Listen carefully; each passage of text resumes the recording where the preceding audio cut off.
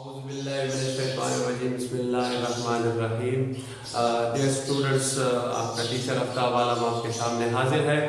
आज हम एंजाइम को लेकर आपके सामने एक और टॉपिक लेकर आए हैं और आज इंशाअल्लाह ताला हम पढ़ेंगे। ये 3 टॉपिक हैं जिसमें हम ये पढ़ेंगे कि मुख्तलिफ किस्म के जो फैक्टर्स हैं वो एंजाइम पर किस तरीके से असर अंदाज होते हैं और एंजाइम के जो वर्किंग है, फंक्शन है, उसको मुतासिर करते हैं। तो उसके अंदर हम सबसे पहले जो पढ़ने जा रहे हैं वो है effect of pH on enzyme activity. PH जो है वो किस तरीके से एंजाइम की कारकर्दगी के ऊपर असर अंदाज होते हैं। तो स्टार्ट करते हैं अपने टॉपिक को। सबसे पहले इसके अंदर हम ये समझते हैं कि आपने ये चीज समझ ली कि एंजाइम क्या चीज होते हैं। तो एंजाइम असल में होते हैं बायोलॉजिकल कैटलिस्ट। बायोलॉजिकल कैटलिस्ट जैसे हमने पहले भी ये पढ़ा हुआ है। तो enzymes actually they are biological catalyst and they work inside the living organism. ठीक है, अब जानदारों के अंदर ये काम करते हैं और जानदारों के अंदर एक खास किस्म का माहौल होता है, एनवायरनमेंट होता है। तो जितने भी हमारा अंदर एनवायरनमेंट है वो तकरीबन सब का सब जो है वो किस किस्म का एनवायरनमेंट है, एक्वस एनवायरनमेंट है, आबी माहौल है। तो अब सबसे पहले तो हम 2-3 चीजें सबसे पहले टॉपिक शुरू करने से पहले समझते हैं। नंबर 1 बायोलॉजिकल कैटलिस्ट है, ये रिएक्शन को फास्ट करते हैं। नंबर 2 कि एंजाइम जो है वो काम करते हैं किस चीज के अंदर, एक्वस एनवायरनमेंट के अंदर, आबी माहौल के अंदर जो है वो क्या करते हैं, काम करते हैं। ठीक है, ये तो इसकी दूसरी खासियत हो गई। अब जितने भी एक्वस एनवायरनमेंट हमारे जिस्म के अंदर मौजूद हैं, यानी हमारे जिस्म के अंदर आपको मालूम होना चाहिए कि प्योर वाटर, खालिस पानी जो है वो मौजूद नहीं होता, यानी वाटर जो है वो पानी की शक्ल में खालिसतन मौजूद नहीं होता। तो हमारे जिस्म के अंदर जो एक्वस एनवायरनमेंट होता है वो आमतौर पे या तो थोड़ा सा वो एसिडिक एनवायरनमेंट होता है और या फिर वो थोड़ा सा अल्कलाइन एनवायरनमेंट मौजूद होता है। अच्छा, कुछ सिचुएशन के अंदर हमारे जिस्म के जो अंदर एनवायरनमेंट है वो क्या होता है, सलाइन होता है। तो जितना भी हमारा जिस्म है इसके अंदर एक एक्वस एनवायरनमेंट है, माहौल है। अच्छा, किसी जगह पर ये जो एनवायरनमेंट है ये सब का सब क्या है, एसिडिक है, तेजाबियत जिसके अंदर मौजूद होती है। किसी जगह पर ये जो एनवायरनमेंट है ये क्या है, अल्कलाइन है, बेसिसिटी जिसके अंदर मौजूद होती है। और किसी जगह पे ये जो माहौल होता है ये सलाइन होता है, यानी साल्ट्स जो होते हैं वो पानी के अंदर हल हो चुके होते हैं। तो अब कुछ एंजाइम जो है वो इस जगह पर सही काम फंक्शन परफॉर्म करते हैं, कुछ एंजाइम इस जगह पर सही तरीके से अपना काम परफॉर्म कर सकते हैं और कुछ एंजाइम इस जगह पर अपना काम सही तरीके से परफॉर्म कर सकते हैं। यानी हर एक एनवायरनमेंट के लिए अपने ही किस्म के क्या चीज मौजूद होते हैं, एंजाइम्स मौजूद होते हैं। अच्छा, अब इस चीज को थोड़ा सा मजीद एक्सपेंड करते हैं तो हम ये कहते हैं कि जी भाई एंजाइम किस चीज से बने होते हैं। तो आपको मालूम होना चाहिए एंजाइम जो है वो बने होते हैं किस चीज से, अमाइनो एसिड से। ठीक है जी, ये तो एक सिंपल सी बात हो गई। अब अमाइनो एसिड के अंदर क्या खासियत होती है ये भी आप जरा समझ लीजिए। अमाइनो एसिड जो होते हैं उसके एक तरफ मौजूद होता है NH यानी कि अमाइन ग्रुप। ठीक है जी, एक मौजूद होता है एक तरफ इसका अमाइन ग्रुप और दूसरी तरफ अगर आप देखें इसके अंदर COOH ग्रुप यानी कि कार्बोक्सिलिक ग्रुप मौजूद होता है। ठीक है, तो एक तरफ इसका मौजूद होता है अमाइन ग्रुप और दूसरी तरफ इसका मौजूद होता है क्या चीज मौजूद होते हैं, कार्बोक्सिलिक ग्रुप। तीसरी तरफ इसके मौजूद होते हैं हाइड्रोजन एटम और जो फोर्थ एंड होता है वहां पर मौजूद होता है, हम सिंपली उसे कहते हैं रेडिकल ग्रुप। रेडिकल ग्रुप जो होते हैं वो चेंज होते रहते हैं किसी हर एक अमाइनो एसिड के अंदर। ये जो R होता है ये एक दूसरे से क्या होते हैं, डिफरेंट होते हैं, जिसे हम क्या कहते हैं, रेडिकल ग्रुप कहते हैं। अच्छा, अब यहाँ पर इस चीज को समझ लीजिए, तमाम का तमाम जो एंजाइम है वो बना होता है इस चीज से, तमाम एंजाइम बना होता है इस चीज से जिसे हम कहते हैं अमाइनो एसिड। ये दरमियान में कार्बन, और इस कार्बन को कहा जाता है अल्फा कार्बन। ये जो कार्बन होता है इसे कहते हैं हम अल्फा कार्बन। अब यहाँ पर जो है कार्बन के एक तरफ मौजूद है कार्बोक्सिलिक ग्रुप। ये जो कार्बोक्सिलिक ग्रुप है ये असल में होता है एसिडिक इन नेचर। नेचुरली ये क्या चीज होते हैं, नेचुरली दे आर एसिडिक, ये एसिडिक ग्रुप होता है, ठीक है। जबकि दूसरी तरफ इसका ये जो ग्रुप मौजूद होता है amine group, actually they are basic in nature. और ये जो होते हैं नेचुरली क्या होते हैं, बेसिक होते हैं। तो जितने भी अमाइनो एसिड हैं उसका एक तरफ तो एसिडिक है, जबकि जिसका दूसरा तरफ जो है वो क्या चीज है, बेसिक है।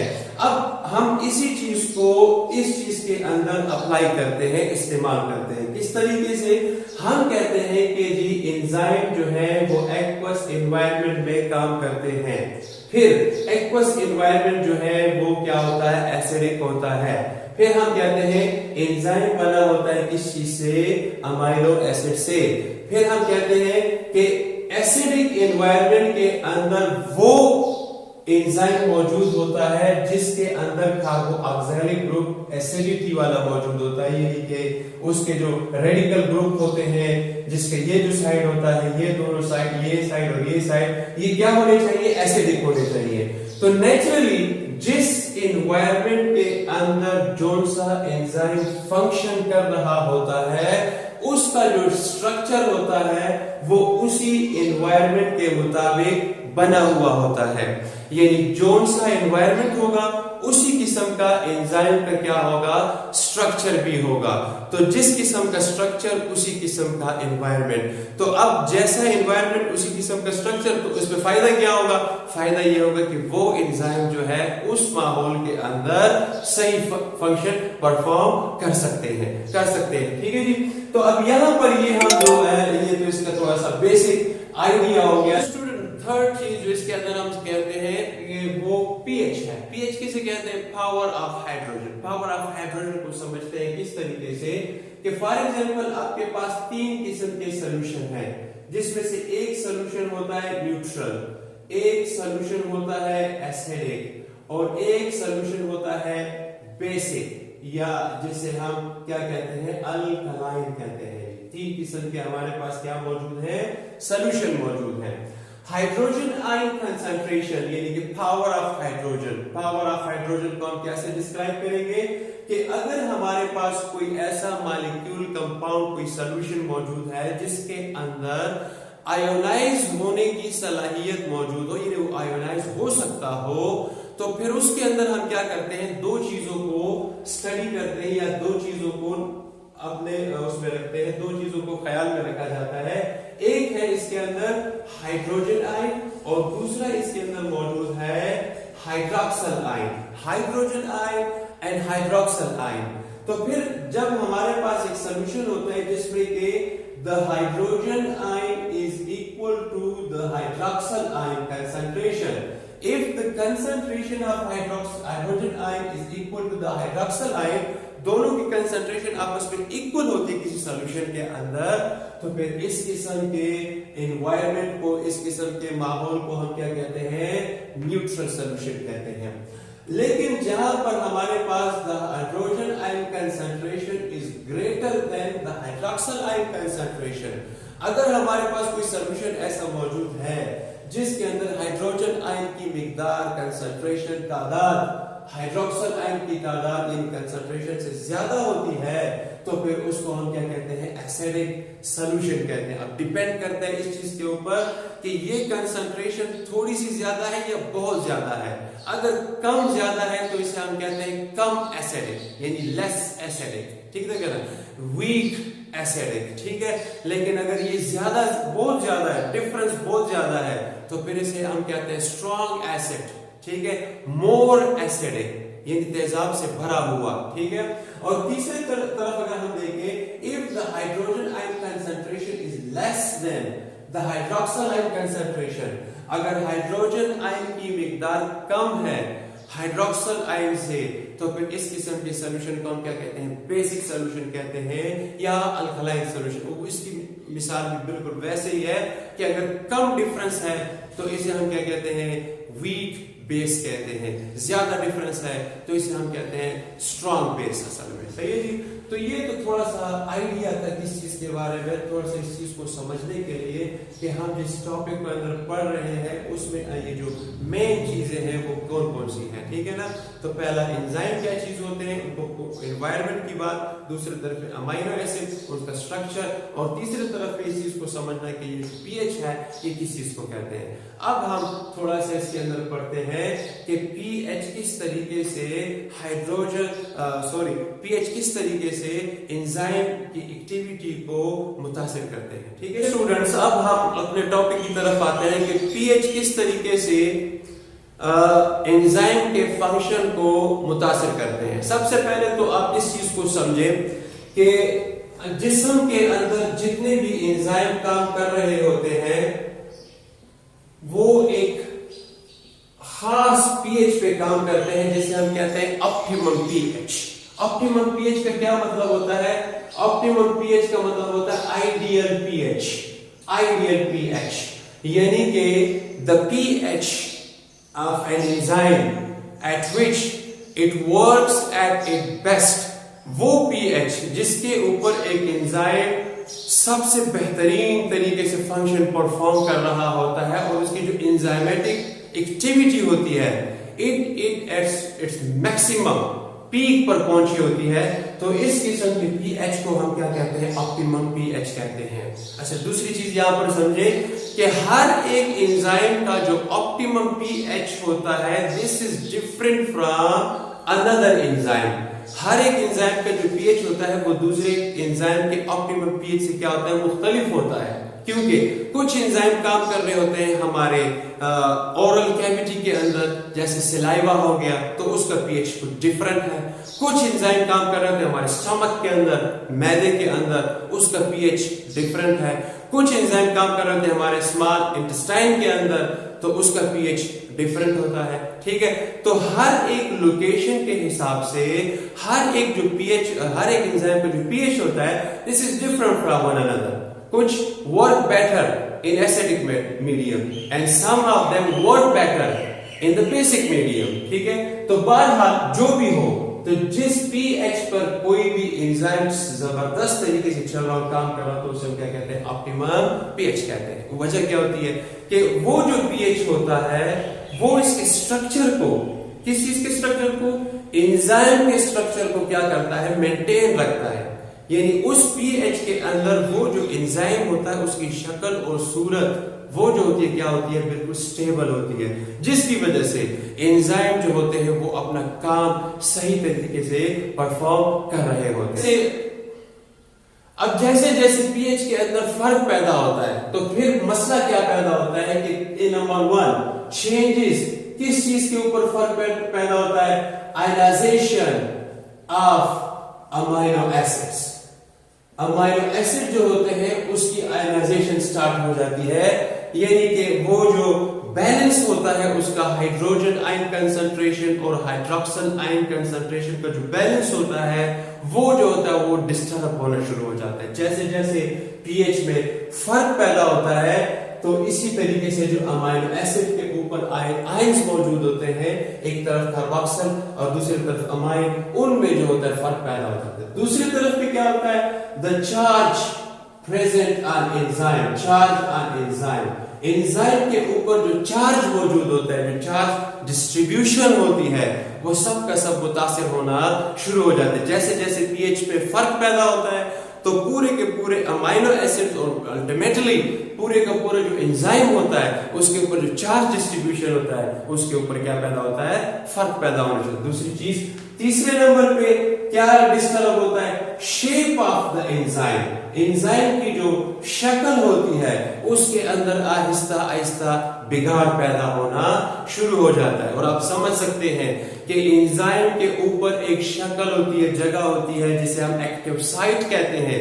तो अगर एंजाइम की शक्ल में बिगाड़ पैदा होगी तो इसका मतलब है कि एंजाइम का जो एक्टिव साइट है उसके ऊपर भी जरूर बिगाड़ पैदा होना शुरू हो जाएगी, तो जिसकी वजह से फिर वो सही तरीके से फंक्शन परफॉर्म नहीं कर सकते। और नंबर 4 उसका जो 3D स्ट्रक्चर है, the three-dimensional structure of enzyme will also affected by the change in the pH. pH में जैसे जैसे फर्क पड़ता चला जाएगा, जो एंजाइम का थ्री डायमेंशनल स्ट्रक्चर होगा वो आहिस्ता आहिस्ता वो भी खराब होना शुरू हो जाएगा। तो ऑप्टिमम पीएच के ऊपर तो ये सब कुछ ठीक होते हैं, लेकिन जैसे ही इस ऑप्टिमम पीएच से डेविएशन शुरू हो जाती है, यानी पीएच या ऊपर या नीचे जाना शुरू हो जाता है, तो इस ऊपर नीचे जाने से ये जो चेंजेस होती हैं ये एंजाइम के अंदर पैदा होना शुरू हो जाती हैं, और फिर वो जो पर्टिकुलर एंजाइम होता है वो अपना फंक्शन परफॉर्म नहीं कर सकते। अच्छा, यहां पर एक चीज और आप समझे कि अगर तो ये डेविएशन फर्क बहुत थोड़ा सा है, मिनिमम है, यानी नैरो रेंज के अंदर है, तो फिर कुछ वक्त के लिए क्या होता है कि एंजाइम जो होता है अपना फंक्शन स्टॉप कर देते हैं, और जैसे ही वो कंडीशन दोबारा सुटेबल हो जाती है तो फिर ये अपना एंजाइम अपना काम दोबारा करना शुरू कर देते हैं। लेकिन अगर तो ये पीएच डेविएशन बहुत ज्यादा चली जाए, पीएच में बहुत बड़ा फर्क आ जाए और वो फर्क मुस्तकिल कायम रहे, तो जिसकी वजह से जो एंजाइम होता है उसकी शक्ल के अंदर मुस्तकिल डिस्ट्रॉय हो जाता है, और फिर ऐसी सूरत हाल में हम क्या कहते हैं कि the enzyme become denature. Enzyme जो है वो क्या हो जाते हैं, डिनेचर हो जाते हैं, and the process is called denaturation. और इस अमल को हम क्या कहते हैं, डीनेचरेशन कहते हैं। डीनेचरेशन का क्या मतलब होता है कि जितना भी इसका the destruction of the three-dimensional structure and shape of the enzyme is called denaturation। ठीक है, तो मुकम्मल तौर पर जो एंजाइम होता है वो क्या चीज होता है, डीनेचर हो जाता है, डिस्ट्रॉय हो जाता है, खत्म हो जाता है, और इस अमल को क्या कहते हैं, डीनेचरेशन, और एंजाइम मजीद काम करने के काबिल नहीं रहता। अच्छा स्टूडेंट, अब ये तो एंजाइम की बात होगी, लेकिन बाज़ औक़ात कुछ और मसला भी पैदा होता है कि अगर एंजाइम अपना काम परफॉर्म नहीं कर रहे होते हैं तो एक और चीज भी होती है, जोन सा एंजाइम एसिडिक मीडियम में काम कर रहा होता है तो उसके लिए जो सबस्ट्रेट होते हैं वो भी एसिडिक मीडियम के मुताबिक होते हैं, और जो एंजाइम बेसिक मीडियम में काम कर रहा होता है तो उसके लिए जो सबस्ट्रेट होते हैं वो भी बेसिक मीडियम से मुताबिकत रखते हैं। अब बाज़ औक़ात क्या होता है कि चेंज इन द पीएच, एक तरफ तो पीएच जो होता है वो चेंज, अगर पीएच में चेंज आता है एक तरफ तो वो एंजाइम की शक्ल खराब करते हैं, और बाज़ औक़ात अगर एंजाइम की पीएच के अंदर फर्क आ जाए तो वो सबस्ट्रेट को भी मुतासिर करते हैं, सबस्ट्रेट को भी मुतासिर करते हैं, यानी कि pH has an effect on substrate, substrate पर भी असरअंदाज होते हैं। किस तरीके से? सबस्ट्रेट आप समझ लीजिए कि सबस्ट्रेट कोई अंग्रेजी का लफ्ज नहीं है, बल्कि सबस्ट्रेट जो है वो चीजें हैं, वो मॉलिक्यूल हैं, वो कंपाउंड हैं जो असल में एंजाइम के साथ मिलकर रिएक्शन करते हैं। तो इनका जो शक्ल होता है वो एंजाइम के साथ क्या होता है, कंपैटिबल होता है, कॉम्प्लीमेंट्री होता है, इसका जो शक्ल इसके साथ मुताबिकत रखता है।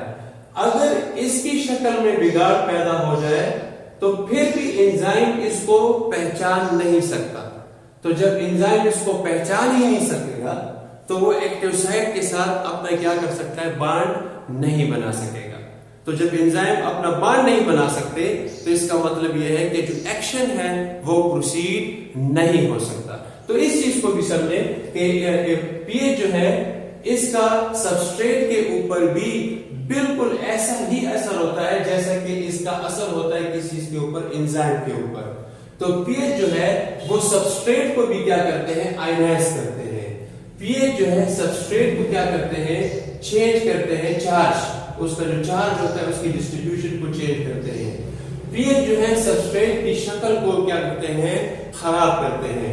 तो आप समझ लीजिए कि पीएच एक तरीके से तो एंजाइम को भी मुतासिर करते हैं, दूसरी तरफ से पीएच जो है वो सबस्ट्रेट को भी मुतासिर करते हैं, जिसकी वजह से ये जो दो आपस में मिलने वाली चीजें होती हैं ये एक दूसरे को रिकॉग्नाइज नहीं कर सकते। अब सबसे पहले जरूरी चीज तो यही है कि जब इनके दरमियान रिकॉग्नाइजेशन होगी तो तभी जाके इनके दरमियान क्या बनेगा, आयोनिक या कोई कोवलेंट या नॉन कोवलेंट बॉन्ड बनेगा और फिर जाके रिएक्शन जो है वो क्या होगा, प्रोसीड होगा, मुकम्मल होगा। तो ये चीज आप याद रखिएगा कि जो पीएच होते हैं वो सबस्ट्रेट के ऊपर भी असरअंदाज होते हैं और इस तरीके से एंजाइम का जो फंक्शन होता है उसको क्या करते हैं, मुतासिर करते हैं। ओके स्टूडेंट्स, उम्मीद करते हैं इंशाअल्लाह ताला आज के लेक्चर के अंदर आपने थोड़ा बहुत इसको सीखा होगा कि पीएच किस तरीके से एंजाइम के एक्शन के ऊपर असरअंदाज होते हैं। वीडियो के आखिर में आपके लिए चंद सवालात हमने रखे हुए हैं MCQs टाइप, तो उसे आप जवाब दीजिए कमेंट्स के अंदर और ट्राई कीजिए कि हमारे जो है वीडियोस अपने दोस्तों के साथ शेयर कीजिए।